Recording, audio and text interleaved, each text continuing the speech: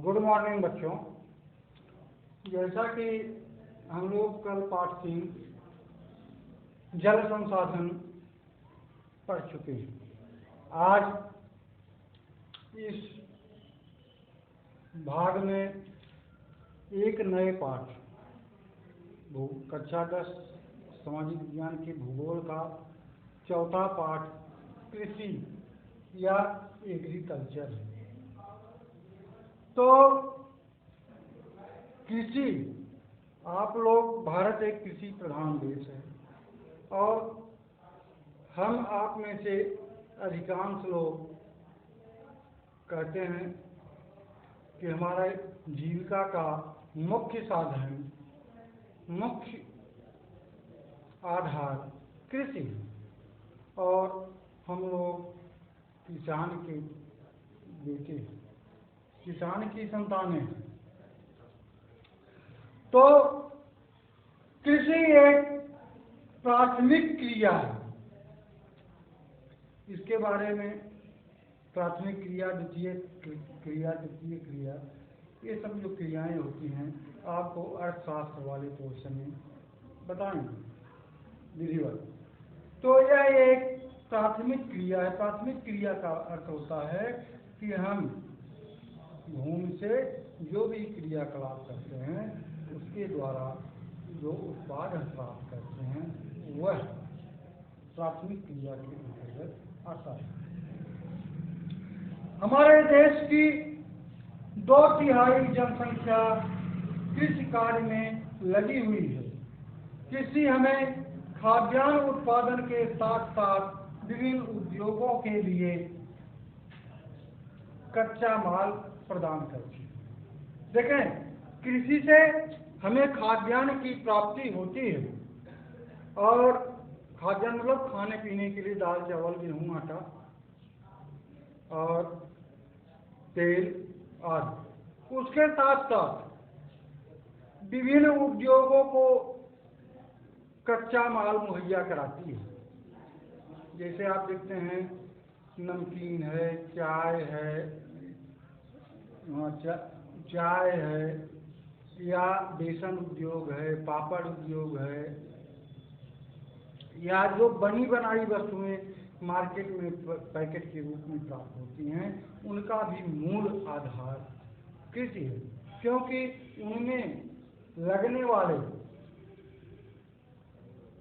खाद्य पदार्थ जो पैकेट आते हैं, कंपनियों में बनते हैं, तो उनमें लगने वाले मूल सोर्सेज जो होते हैं वह कृषि पर आधारित होते हैं। कृषि एग्रीकल्चर का हिंदी रूपांतरण है। एग्रीकल्चर लैटिन भाषा के 2 शब्दों एग्री और कल्चर से बना है। एग्री का अर्थ होता है खेत और कल्चर का अर्थ होता है खेती, अर्थात खेत पर खेती करना। अर्थात तो इस तरह से भूमि पर, खेत यानी भूमि पर खेती करना। कृषि से तात्पर्य मनुष्य के उन क्रियाकलापों से है जिनके द्वारा मानव अपने उद्यम के आधार पर, अपने पुरुषार्थ के आधार पर अपनी आर्थिक आवश्यकताओं की पूर्ति के लिए विशिष्ट प्रकार की फसलों का उत्पादन करता है। जैसे आप देखें, धान, गेहूं, मक्का, अरहर, आलू जो भी है उसको जो है हम अपने पुरुषार्थ, अपने विवेक और तकनीकी के आधार पर पैदा करते हैं जिससे कि हमारी आवश्यकताओं की पूर्ति हो सके। कृषि में 2 क्रियाएं सम्मिलित होती हैं। प्राथमिक क्रिया, जिसके अंतर्गत भूमि पर किए गए कृषि उत्पादन को शामिल किया जाता है, और गौण क्रियाएं, इन क्रियाओं के अंतर्गत कृषि उत्पादन से संबंधी सहयोगी क्रियाओं को भी शामिल किया जाता है। और आज का मेन पॉइंट, पहला पॉइंट है भारतीय कृषि की प्रमुख विशेषताएं। तो हमारे देश की जो कृषि है उसकी प्रमुख विशेषताएं क्या है? भारत की कृषि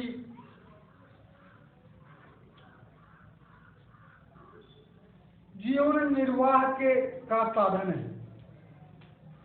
भारत की कृषि यहाँ के अधिकांश निवासियों के जीवन का सहारा है, क्योंकि यहाँ की अधिकांश जनता अपने जीविका के लिए कृषि पर आधारित है।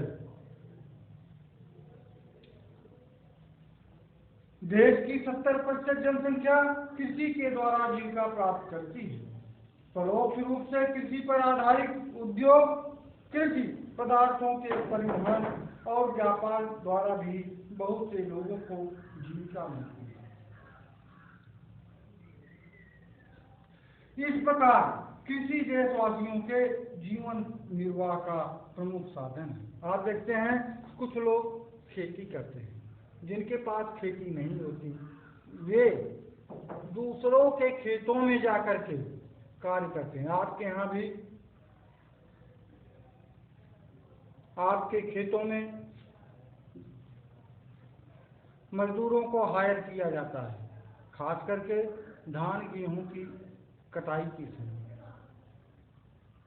आलू की मेड़ी चढ़ाने के लिए, या तमाम ऐसे कार्य होते हैं जिससे परिवार के सदस्य नहीं कर पाते, तो उसमें कृषि में लगने वाले श्रम को पूरा करने के लिए भाड़े के या पारिश्रमिक दे करके श्रमिकों को खरीदा जाता है और कार्य कराया जाता है। इसलिए यह हमारे देश के लगभग 70% लोगों का के जीवन निर्वाह का प्रमुख साधन है। और दूसरी सबसे बड़ी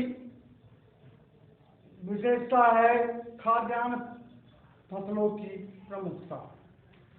हमारी कृषि वाणिज्यिक कृषि नहीं है। यहाँ लोग व्यापार के दृष्टि से खेती नहीं करते।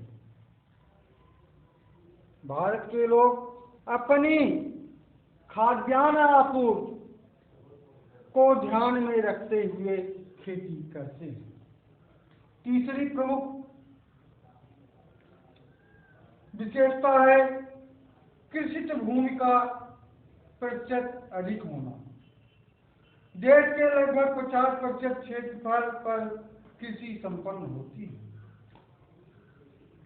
कृषि भूमि का वह प्रतिशत विश्व के अनेक विकसित देशों तथा विकासशील देशों की तुलना में बहुत अधिक है। अर्थात हमारे यहाँ कृषि के क्षेत्र में हमारी जो जमीन भूमि है उसका एक बहुत बड़ा हिस्सा फंसा हुआ है। उस अनुपात में दूसरे विकसित तथा विकासशील देशों में इतनी क्षेत्रफल नहीं छपाया गया है। और अगली विशेषता है बहुफसली कृषि। अधिकांश देश में एक वर्ष में 2 फसलें रबी और खरीफ की ली जाती हैं। कहीं कहीं वर्ष में 3 फसलों जायद को भी बोया जाता है। रबी की फसलों के अंतर्गत गेहूं, चना, जौ, सरसों, अलसी अर्थात तीसी आदि। खरीफ में धान, ज्वार, बाजरा, मक्का, कपास, तिल, मूंगफली आदि। और जायद फसल में फल और सब्जियां आती हैं। फसलों का यह विभाजन उनके रोपने के समय से संबंधित है। ये हमारे यहाँ 3 प्रकार की फसलें हैं, रबी, खरीफ और जायद। और यह विभेद उनके बुआई के समय के आधार पर किया जाता है।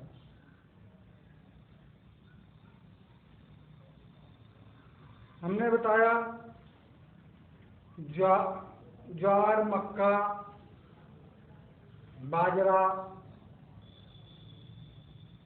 मूंग, ये जो है खरीफ की फसलें हैं।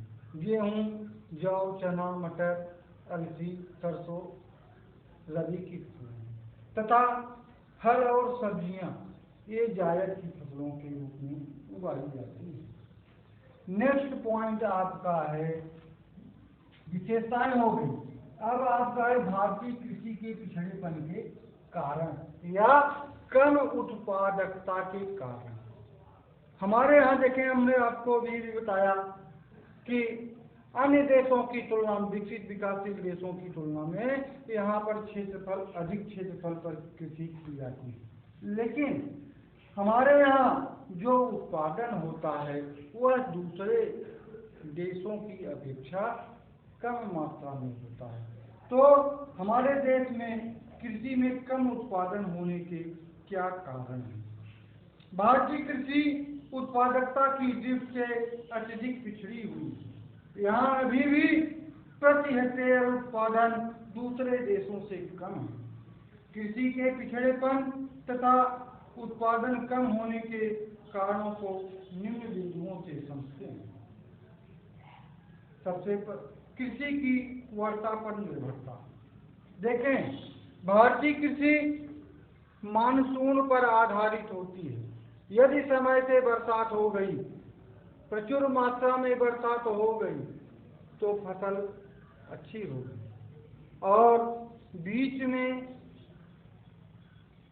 बरसात नहीं हुई या बरसात लेट हुई या बरसात पहले खत्म हो गई तो ऐसी स्थिति में हमारी कृषि की उत्पादकता प्रभावित होती है। जैसे आप वर्तमान में इस साल ही देख लें, बरसात समय से पहले हुई, लगातार चल रही है। मक्का तो अपने पूरे क्षेत्र में नहीं दिखाई दे रहा है। उसका एक कारण है कृषि का मानसून पर, वर्षा पर आधारित होना। दूसरा पॉइंट है कृषि जोतों का छोटा आकार। भारत में 51% कृषि जोतें 1 हेक्टेयर से भी कम आकार की हैं। इसका कारण अधिक जनसंख्या तथा परिवार में भूमि का बंटवारा होना है। छोटी छोटी जोतें होने के साथ साथ बिखरी भी होती हैं, अतः इन पर वैज्ञानिक ढंग से कृषि नहीं हो पाती, जिस कारण पैदावार कम हो जाती है। हमारे खेत छोटे छोटे होते हैं, परिवारों की संख्या अधिक होती है, खेत जो हैं भी वे टूटते जा रहे हैं, और वे टुकड़े भी कहीं एकत्र नहीं है कि एक जगह। ये जैसे आपका एक ही टुकड़ा खेत है, आप एक समरसेबल लगा लिए, पूरी खेती कर, उसकी बाड़बंदी करवा दिए, लेकिन अब वही खेत 3-4 जगह है, आप कहाँ कहाँ देखेंगे। एक जगह है, आप रखवाली के लिए भी एक जगह अगर हैं तो पूरी रखवाली कर लें, लेकिन 2-4 जगह खेत बिखरे पड़े हैं, तो ऐसे में खेती करना मुश्किल होता है। सीजन में आप एक खेत के पास पता लगा निराई गुड़ाई चल रही, कुछ कार्य चल रहा है, तो 2-3 खेतों तक पहुंच ही नहीं पाते, और पता लगा उसमें कोई बीमारी लग गई, कोई मवेशी घुस गया और उसको सत्यानाश कर दिया। ये सब भी भारतीय कृषि के पिछड़ेपन के या कम उत्पादकता के प्रमुख कारण हैं। कृषि की पारंपरिक तकनीकें। आधुनिक प्रौद्योगिकी युग में भी भारत के अधिकांश भागों में कृषि परंपरागत देसी ज्ञान के आधार पर हो रही है। इस कारण उत्पादन पर प्रतिकूल प्रभाव पड़ता है। श्रम प्रधान तकनीक। देश में जनाधिक्य के कारण, लोगों की अधिकता के कारण भारतीय कृषि में पूंजी की तुलना में श्रम को प्रधानता दी गई। अर्थात भारत में कृषि के क्षेत्र में मशीनों और यंत्रों की अपेक्षा मानवीय श्रम का विशाल स्तर पर प्रयोग किया जाता है। लोग सोचते हैं जो पैसा हम मशीनों में लगाएंगे, भाई सबके पास तो है नहीं, भाड़े पे लगाएंगे, तो उसको हम परिवार के सदस्य मिलकर कर लेंगे। इसलिए खेती महंगी भी हो जाती है और उसकी उत्पादकता भी प्रभावित होती है। अगला पॉइंट है आपका उन्नत बीजों का अभाव तथा महंगा होना। भारत में उच्च पैदावार वाले उन्नत बीज सर्वसुलभ नहीं है, यदि है भी तो वे ऊंचे मूल्य पर बिकते हैं। इस कारण किसान निम्न उत्पादकता वाले बीजों का प्रयोग करते हैं और इससे पैदावार प्रभावित है। अब देखें, फाउंडेशन का बीज बोना चाहिए, उन्नत किस्म के बीज, हाइब्रिड बीज बोना चाहिए। तो किसानों के पास पूंजी नहीं रहती है, पैसा नहीं रहता, तो वे क्या करते हैं, घर वाला पुराना बीज ही बोते हैं और उसकी उत्पादन क्षमता कम होती है। नेक्स्ट है भूमि पर जनसंख्या के भार में वृद्धि। देश की बढ़ती जनसंख्या के कारण कृषि क्षेत्रों को रिहायशी क्षेत्रों में बदला जा रहा है, जिससे लगातार कृषि क्षेत्र सिकुड़ रहा है, कम होता जा रहा है, जिसकी परिणत न्यून उत्पादकता के रूप में हो रही है। जहाँ पर पहले बाग बगीचे थे, पहले बाग बगीचों पर ढाबा बोला गया, वहाँ पर घर मकान बनाए गए। अब लोग उसके आसपास के खेतों में भी रिहायशी मकान बना रहे हैं। इससे क्या होता है, खेत की जो रकबे हैं वह धीरे धीरे सिकुड़ते जा रहे हैं, कम होते जा रहे हैं, और यह भारतीय कृषि के कम उत्पादकता का एक प्रमुख कारण है। अगला पॉइंट आपका है दोषपूर्ण भूमि प्रणाली। अभी भी बड़ी संख्या में किसान भूमिहीन हैं और किराए की भूमि पर खेती करते हैं तथा भूमि सुधारों के प्रति उदासीन रहते हैं। आपदाएं और रोग। भारत में अतिवृष्टि, सूखा तथा ओलावृष्टि के कारण फसलों को बहुत अधिक नुकसान होता है। इसके अतिरिक्त सही समय पर कीटनाशकों का उपयोग न होने के कारण फसलों पर अनेक प्रकार के रोग भी लग जाते हैं। इस कारण फसलों की उपज कम होती है। इन सब का परिणाम न्यून उत्पादकता के रूप में होता है। और सबसे महत्वपूर्ण कारक है कृषि को जीविकोपार्जन का साधन माना। भारत के अधिकांश लोग की यह धारणा बन गई है कि खेती से केवल खाने पीने का साधन जुटाया जा सकता है।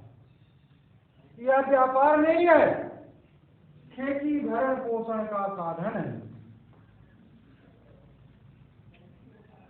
आधुनिक कृषि विधियों का प्रयोग करके पंजाब, हरियाणा, पश्चिमी उत्तर प्रदेश आदि क्षेत्र के किसान बड़ी मात्रा में उत्पादन करते हैं, जबकि उड़ीसा, बिहार, झारखंड, छत्तीसगढ़ आदि के किसान आधुनिक विधियों का उपयोग न करने के कारण बहुत कम उत्पादन कर पाते हैं।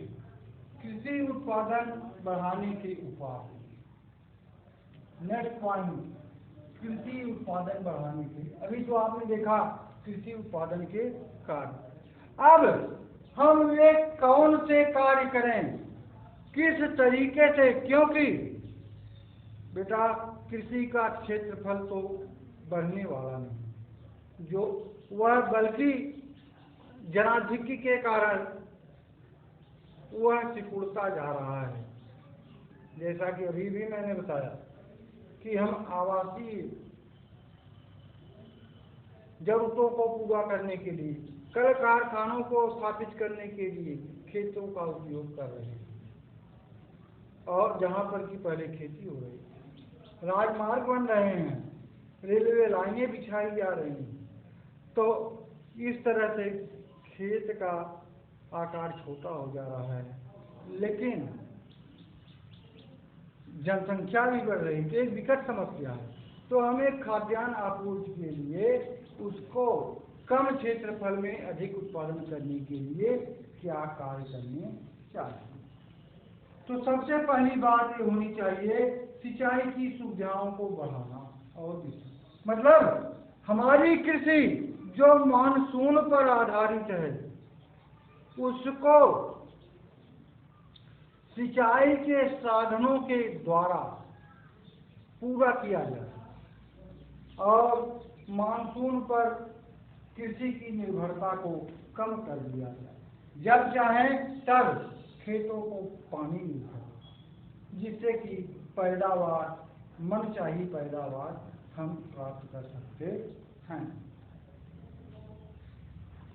उन्नत बीजों और उर्वरकों की व्यवस्था के द्वारा सरकार द्वारा ग्रामीण स्तर पर बीज और उर्वरक गोदाम स्थापित किए जाने चाहिए ताकि किसानों को उन्नत बीज और उर्वरक आसानी से तथा सस्ते मूल्य पर उपलब्ध हो सके।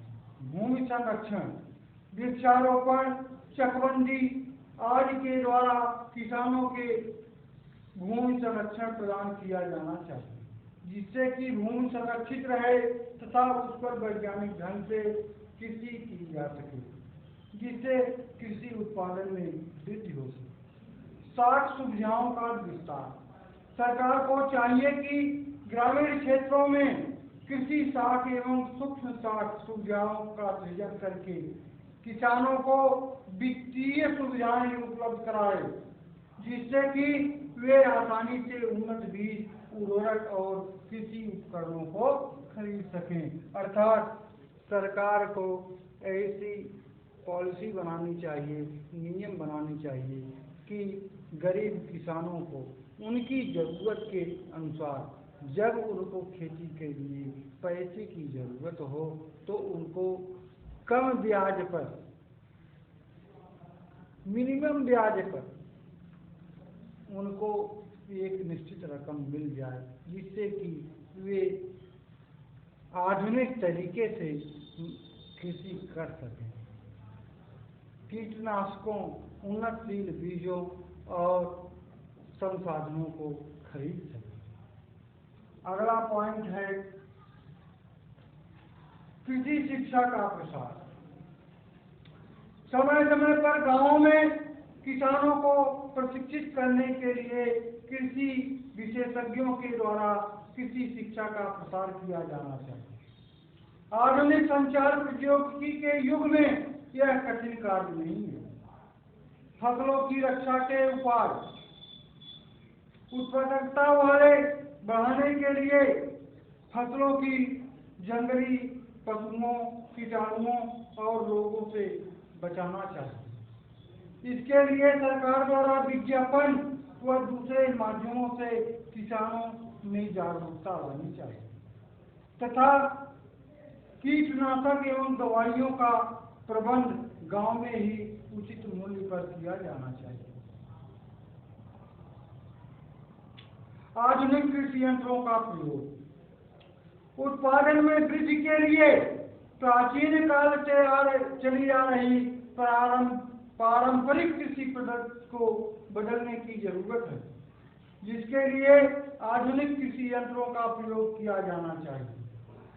छोटे छोटे और बिखरे हुए खेतों का एकीकरण करने के लिए चकबंदी का सहारा लेना चाहिए ताकि अनार्थिक जोतों को आर्थिक जोतों में बदला जा सके, जो चकबंदी के माध्यम से किया जा सकता है।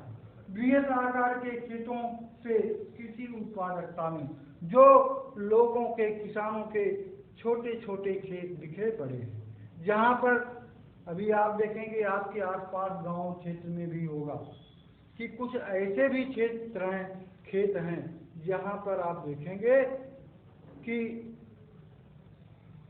ट्रैक्टर नहीं घूम सकता। अब अगर ऐसे 2-3 खेत उस किसान के पास हैं तो चकबंदी के द्वारा उन खेतों को एक जगह कर दिया जाए तो उसको खेती करने में आसानी होगी। अब इसी के साथ आपका नेक्स्ट पॉइंट है कृषि के प्रकार। कृषि के प्रकार, तो कृषि के प्रकार में बेटा आप जाने प्रारंभिक कृषि, जीविका निर्वाह कृषि, ऐसी खेती जो जीविका निर्वाह, जीवन जीने के लिए, जीवन के खाद्यान्न आपूर्ति के लिए की जाती है, प्रारंभिक कृषि के अंतर्गत आती है। इसमें किसान द्वारा अपने परिवार और मजदूरों की सहायता से भूमि के छोटे टुकड़े पर की जाती है। इसमें मुख्यतः आदिम उपकरणों जैसे लकड़ी के हल, दाव, खुदाई करने वाली छड़ी आदि की सहायता से खेती की जाती है। इसमें मशीनों, आधुनिक मशीनों, कीटनाशकों, उन्नत बीजों का प्रयोग नहीं किया जाता। इस प्रकार की कृषि प्रायः मानसून, मृदा की प्राकृतिक उर्वरता और फसल उगाने के लिए पर्यावरणीय परिस्थितियों की उपयुक्तता पर निर्भर है। इसलिए इस प्रकार की कृषि को कर्तन दहन प्रणाली कृषि कहा जाता है। इस कृषि के अंतर्गत आदिवासी या किसान जंगल की भूमि का एक टुकड़ा जलाकर कृषि के लिए साफ कर देते हैं और इसके बाद इस भाग को कुछ सालों के लिए खेती करते हैं, छोड़ देते हैं, खेती करते हैं और उसके बाद यही कार्य दूसरी जगह करते हैं। इस प्रणाली को, कर्तन दहन प्रणाली को मैक्सिको और मध्य अमेरिका में मिलिया, वेनेजुएला में कोनगो, ब्राजील में डोका, मध्य अफ्रीका में मसोले, इंडोनेशिया में लदांग और वियतनाम में रे के नाम से जाना जाता है। हमारे यहाँ भी इसको कहीं कहीं झूम खेती की संज्ञा दी जाती है। झूम खेती किसानों, आदिवासियों द्वारा जंगल को साफ करके खेती करना और उसकी उर्वरता कम हो जाने पर, जब उत्पादन में कमी आ जाए तो वहाँ से हटकर दूसरी जगह यही क्रिया को दोहराते रहना, यह झूम खेती, कर्तन खेती के नाम से जानी जाती है। दूसरा है आपका गहन कृषि जीविका। गहन कृषि जीविका